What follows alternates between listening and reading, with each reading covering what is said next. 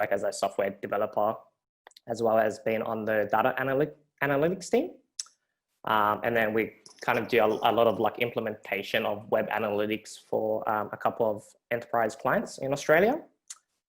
And then for anyone who wants to contact me, you can basically just contact me at my email, which is really long, that I'm trying to get a shorter one, but yeah.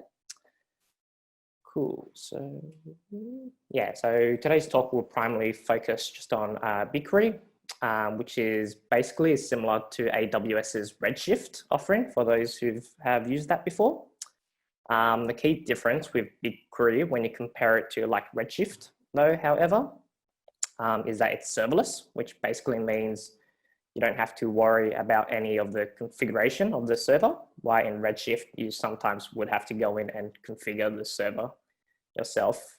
You can basically think of it as SQL as a service. So basically the main key concept about it is you would just basically shove some data into it as SQL tables, and then you can just write SQL statements to do an analysis on it. Yeah, I'll provide a demo of it in bit later in the talk. And then on top of that, I'll just also be giving a brief background into like data engineering concepts to get started, just so that we can see how BigQuery would fit into like the overall data lifecycle and whatnot. Yeah, so to get started, so it's basically the first question is, what's a data pipeline? So data pipeline is pretty much what it sounds like.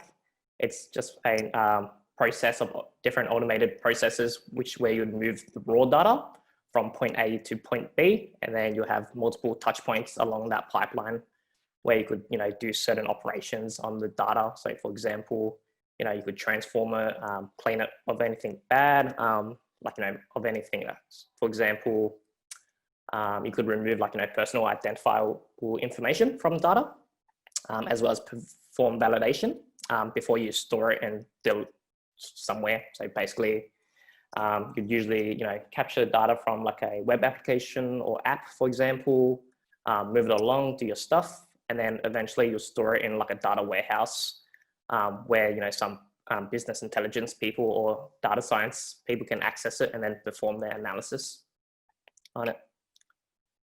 So the first question they typically ask is, why would you even bother with creating data pipelines? I mean, can't you just use an API and then just throw the data somewhere and then let the data scientist people worry about it?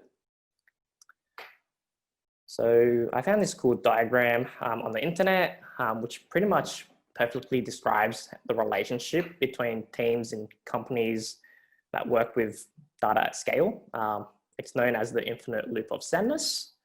So the way it typically works is a business person that's high up would reach out to their data science teams with a ridiculous request, to find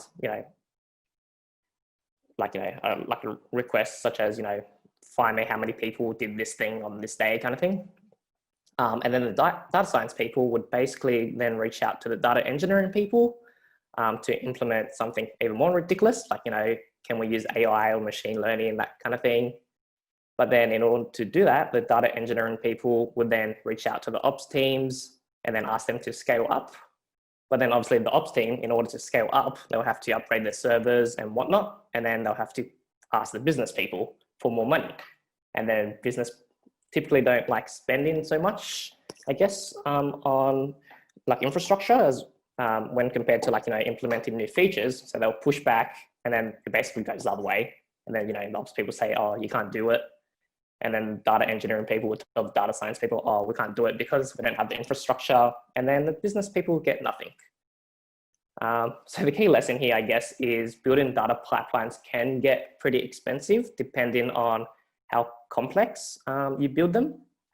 But in all honesty, data engineering is basically just an enabler for data science people to be able to perform analysis, because before you can actually perform that analysis, you'd obviously need to capture enough data in a big enough sample for it to be meaningful. Otherwise, there's not much that they can do. And so that's where data engineering really comes into play. It's really about building data at scale, and then building pipelines which are reliable and then can be trusted upon by other teams to process and then store data ready for analysis. Yeah, so usually typically when we're interacting with big data, so like data on a larger scale, we usually focus on certain dimensions of it. So it's sometimes known as the 4 Vs. Some people call it the 5 Vs, depending if you include value. So basically volume. So that's just talking about like how much data you have. So when data engineers build pipelines, they always have to basically consider like how much data they're trying to process and capture, because that would influence the infrastructure, and then like how powerful or how many instances you would have to spin up. Velocity is also another consideration. So velocity refers to like how fast do you need the data to get to you. So for example, some businesses would need like real-time analytics for like if they were doing monitoring on servers, that kind of thing.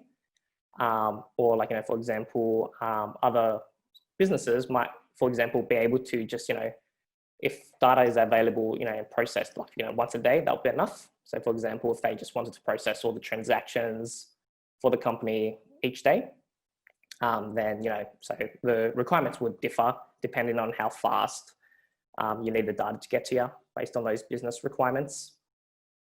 And then the third V is basically variety. So they would also have to consider like what type of formats that the data is coming into the pipeline. So for example, you might have CSV files, you might have PDFs, you might have XML, JSON, that kind of thing. So they really have to work out like what's the incoming data and then how they can be connected together in order to perform analysis.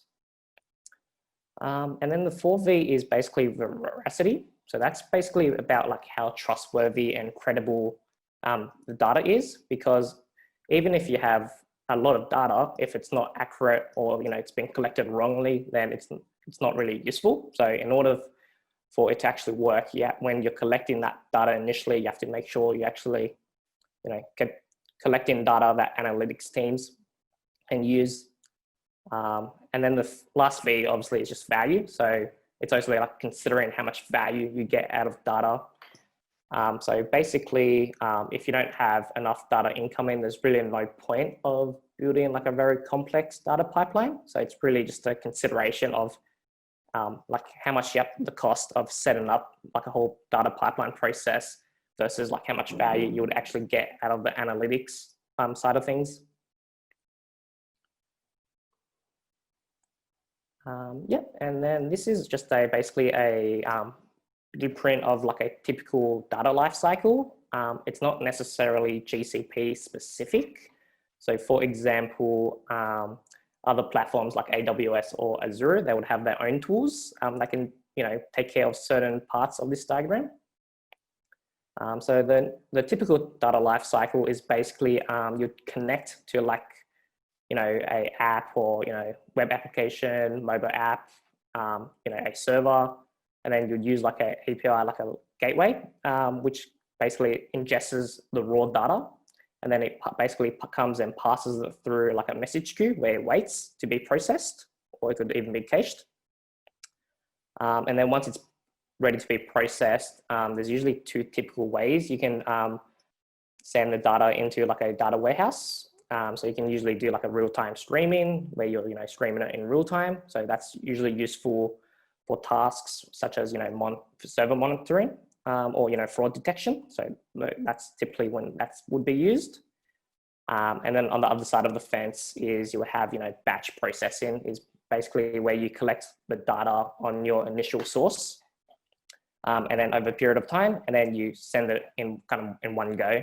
And so for example, that might be you might process all the transactions a company gets at the end of the day every night. So that's an example of a batch processing. And yeah, so once the data has been collected and processed, they usually stick it into like a data warehouse in like a structure that's ready for a analysis to connect to, and then they would use their BI tools like for example Tableau, that kind of thing, to visualize. And so that's pretty much just an start to end life cycle of how you capture the raw data, and then eventually how it gets used by data science teams on the other end of the spectrum. Yeah, so now back to BigQuery. So as I mentioned, BigQuery is a GCP platform product. So based on the data lifecycle, it's typically used for like the storage of raw data. So where the data lake. So it can be used as a data lake, or it's also more commonly used as a full enterprise data warehouse.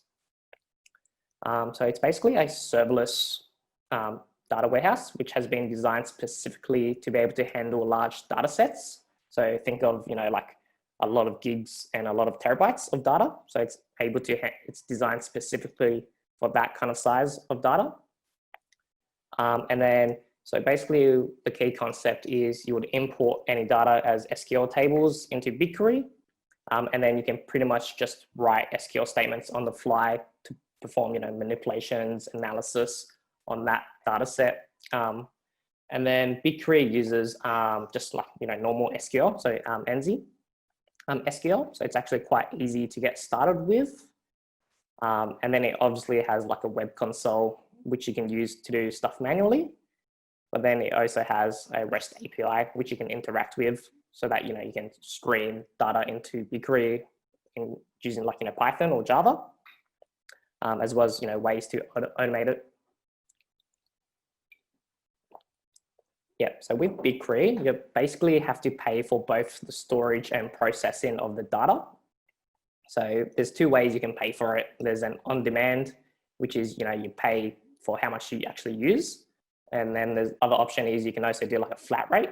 But then the flat rate option is typically used for large enterprise clients who store a lot and then, process a lot of data.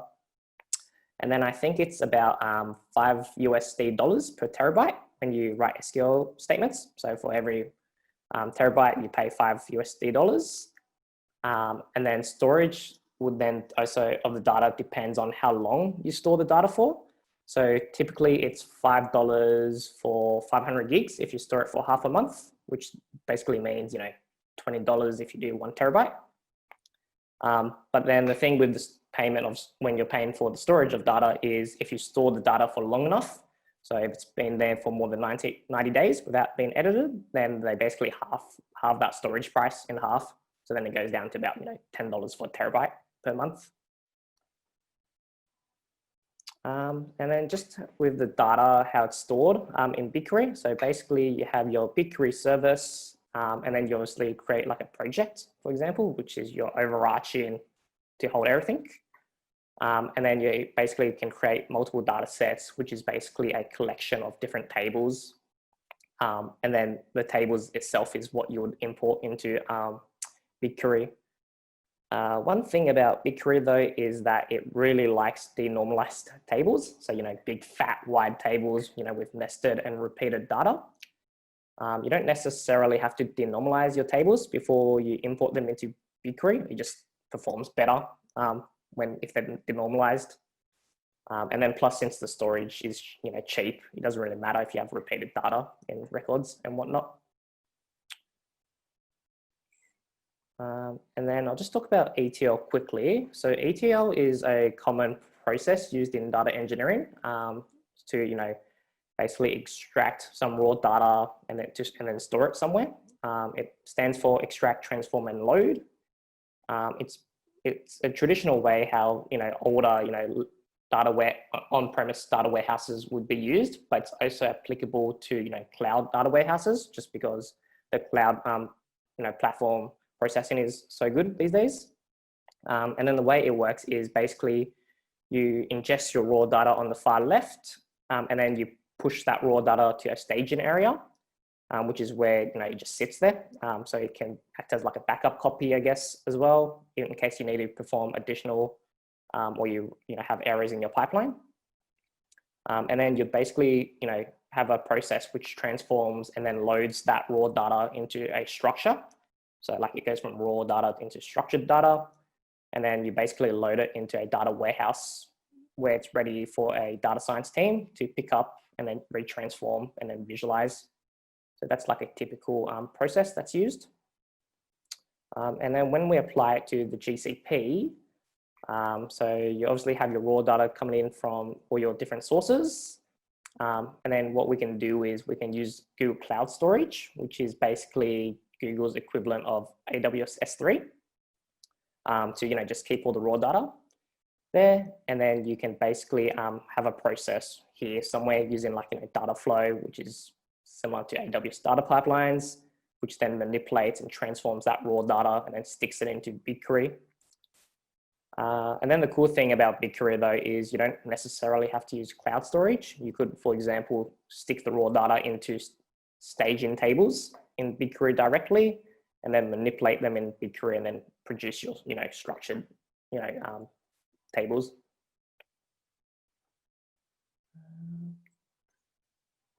Oh, and I think, so that's enough of me talking. So I might just give a quick demo of what BigQuery actually looks like.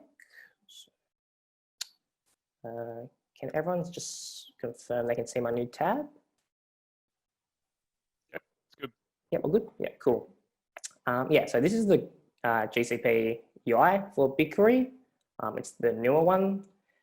And then, so you basically have, all your, on the left here, you would have all your data sets and tables. So this is your project. So in this case, it's BigQuery public data, which is your overarching project.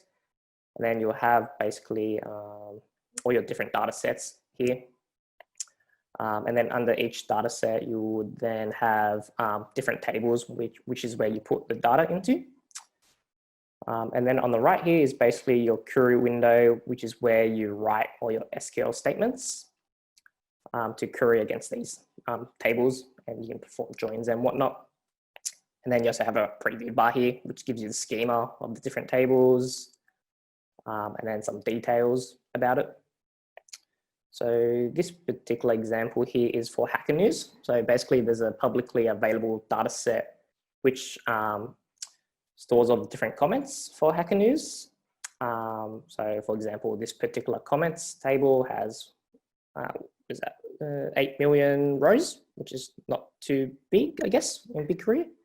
So it's about 3 gigs of data. Yeah, so basically you can just write SQL statements here.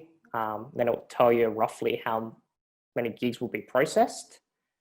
One thing about BigQuery is you don't want to do a select star, for example, because you're charged basically for how much you process. And then if you do like a select star, it basically does a full table scan regardless. So it's one of the things to keep in mind. And then also another thing is limit doesn't do anything. So for example, if I did limit 100 here, it would still do a full table scan if you use star, so it doesn't do much. So you want to just, query the columns you actually want to get back. And then this particular example I got here, it's basically just looking in the comments for any ones that have the word Python into it. So it's doing a regex match against every single row. So what's that? 8 million rows, I think it was. Yeah, 8 million rows. So if you just process that, so if we run it,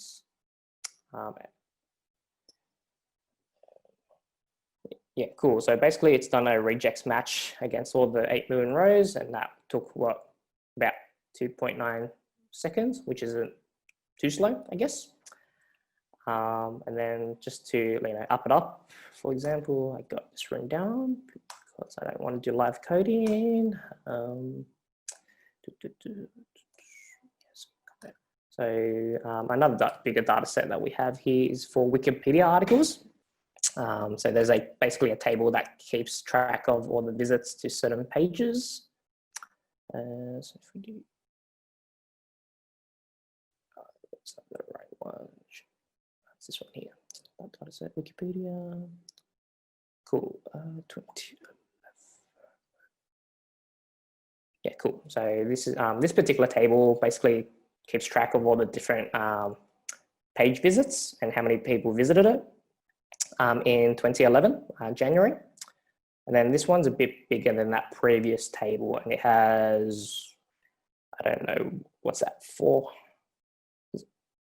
Yeah, it's Yeah, so that's the number of rows. I don't know what that is. Is that 4 billion? No? 4 billion, yeah. Yeah, 4 billion. Yeah, looks like 4 billion. Yeah, so that one has 4 billion rows, and it has, and it's a lot bigger. So it has about 246, so almost 250 gigs of data. And then if we run like a sum on every single request, grouped by like what page you're visiting. So grouped by the request. So if you run that. Are you paying for these queries right now, Jon? Yeah, so they give you like a free, they give you 1 terabyte free each month. Oh, okay. But I just signed up for a new account so I can use the trial, which gives you 300 UST credits. Yeah, so which should cover this demo, which is good. So I don't have to pay for it. Yeah, so that did what the 4 billion rows. It only took about 10 seconds, which is really quick. And then the cool thing about BigQuery tables is you can also do like a table suffix if you want to, query across, multiple tables that have a similar suffix on it. So for example, in this one here, because in this particular data set, they group all the tables by the month and the year, we can do something similar to like underscore star, and then you can specify the suffix. So we want all the ones that happened in 2011, and then that would do what, 2.3 terabytes. So if you say it's about 250 gigs in, each table times that by 12, so whatever that is, I'll just run that. That's going to take a while. It takes about a minute, I think. So go back to the presentation. Everyone can see my presentation still?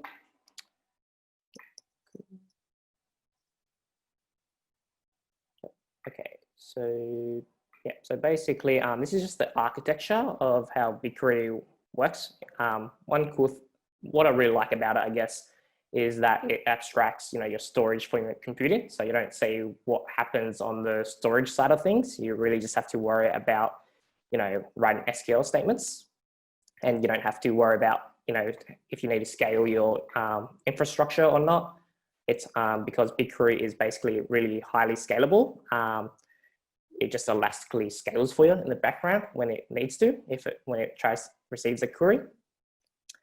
And then, so basically BigQuery is built on top of Dremel in the background, which is basically Google's internal query engine.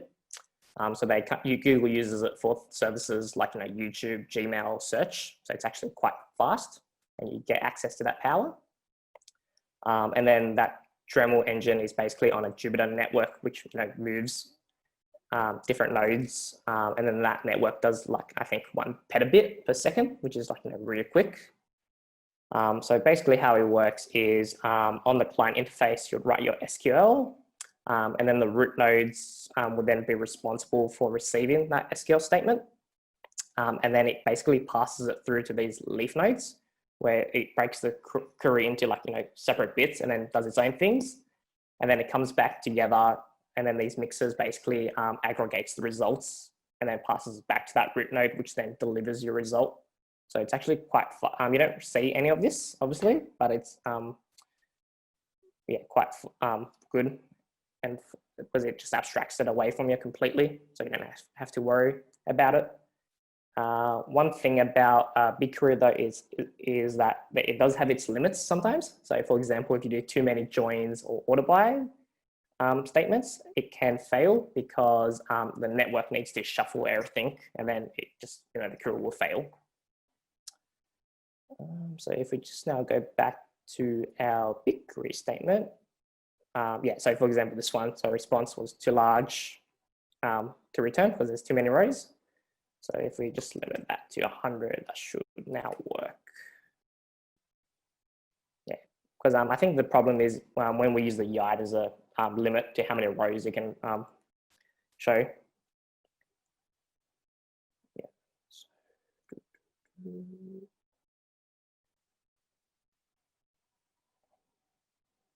Yeah, I think this one will take about 30 minutes. Oh, sorry, not 30 minutes, 1 minute. Yeah. So we'll just give it a little bit more time. And then one cool thing about BigQuery also is with the results, you can obviously save them or export them into different tables. So you can perform all this manipulation on the cloud directly. You don't have to have another service hooking into it.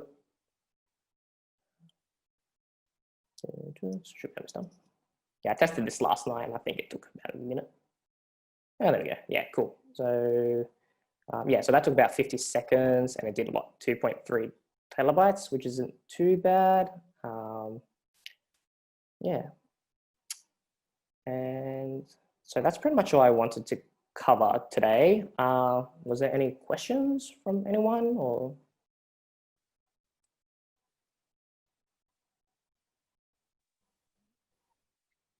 Hey, John, is there anything in terms of like nice business reporting tools that can be used with BigQuery? Yeah, so because it's on GCP, it plays best with Google products, unfortunately. So there is a visualization tool called Google Data Studio, which I'm pretty sure it's free now, and it lets you connect to BigQuery. The only thing is, if you're doing like, so there's two options with that. You can either export it as like, static tables, and then just use those static tables in Data Studio, or you can also hook it up as like a actual SQL statement, but then obviously you'll pay for every time you process that SQL statement. Yeah. Okay, cool, thanks.